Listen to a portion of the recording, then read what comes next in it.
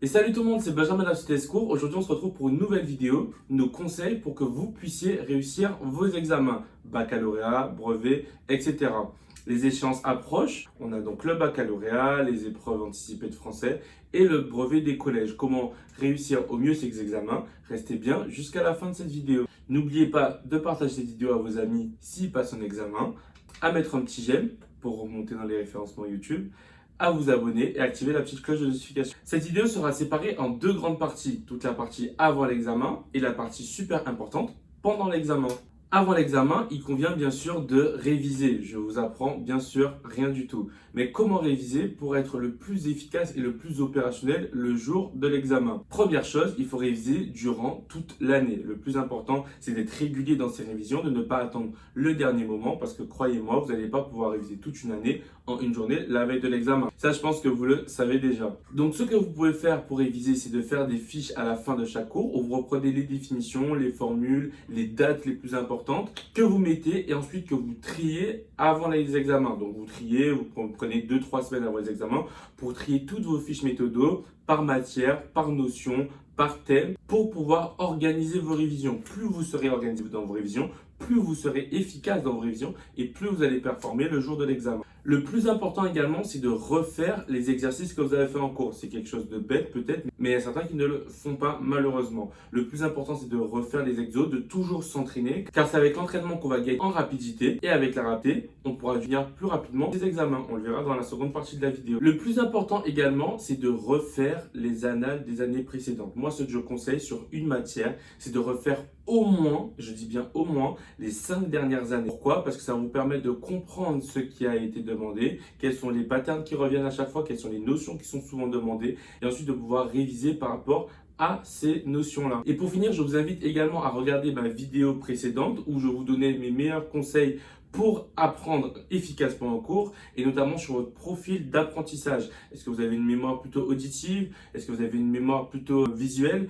Si vous comprenez votre profil d'apprentissage, vous allez pouvoir réviser plus facilement pour vos différents examens, que ce soit le brevet ou le baccalauréat. Pendant l'examen, c'est super important de suivre les différents conseils que je vais vous énoncer juste après. Malheureusement, vous pouvez réviser, venir le jour de l'examen et tout rater. Pour une bonne raison, c'est que vous n'avez pas géré ce qu'on appelle le stress. Le stress, c'est une réaction physiologique due à une hormone qui s'appelle la cortisol et qui monte lorsque vous êtes en situation de stress. Regardez ma vidéo sur comment gérer le stress, je vais vous la mettre quelque part ici, pour que vous puissiez justement gérer le stress le jour de votre examen. Deuxième chose, il faut bien lire les consignes. Souvent, on a tendance à survoler la consigne en disant qu'on a déjà fait les annales, donc on sait à peu près quelles sont. Non, il ne faut pas réfléchir comme cela. Il faut vraiment bien lire sa consigne. Limite surligner, je conseille toujours des surligneurs pour bien identifier les mots, notamment en mathématiques. Si on vous dit calculer, on attend un calcul. Si on vous dit démontrer, on attend une démonstration. Enfin, c'est assez logique ce que je vous dis.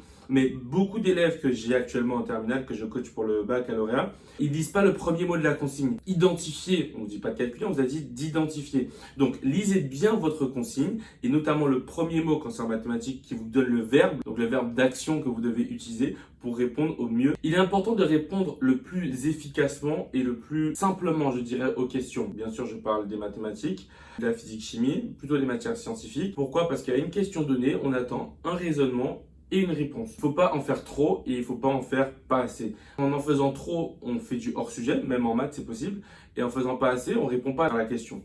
Si on parle des sujets un peu plus littéraires, tels que histoire géo, français, etc., il faut bien sûr argumenter au maximum pour pouvoir répondre à la question. Et le dernier conseil que je donne, et vous allez me dire oui c'est logique, etc., on le fait tous, c'est d'utiliser votre brouillon. Je demande à chaque fois à mes élèves, que ce soit en seconde, première, même en terminale, est-ce que vous avez utilisé votre brouillon le jour du contrôle? La réponse est souvent non. Et la raison de cette réponse, c'est je n'ai pas le temps après de mettre au propre. Alors moi, je vous dis quelque chose, c'est une idée reçue. Il faut utiliser son brouillon, il faut l'utiliser efficacement. Lorsque vous allez faire vos annales d'examen, comme je vous disais tout à l'heure, lorsque vous allez vous entraîner avec les annales d'examen, utilisez votre brouillon, mettez-vous dans des conditions réelles, chronométrez-vous. Vous allez voir que l'utilisation du brouillon vous fait gagner du temps, principalement en maths, mais également dans les matières littéraires. il faut utiliser votre brouillon pour que votre copie d'examen reste propre dans un premier temps et dans un second temps pour que votre réflexion s'organise sur votre brouillon et que votre copie soit justement le reflet de votre prestation. Donc elle doit être propre. En français, en histoire et dans les matières où il y a plus de rédaction, les SVT également par exemple, vous devez absolument utiliser votre brouillon, mais attention, il ne faut pas tout écrire sur le brouillon et tout recopier au propre.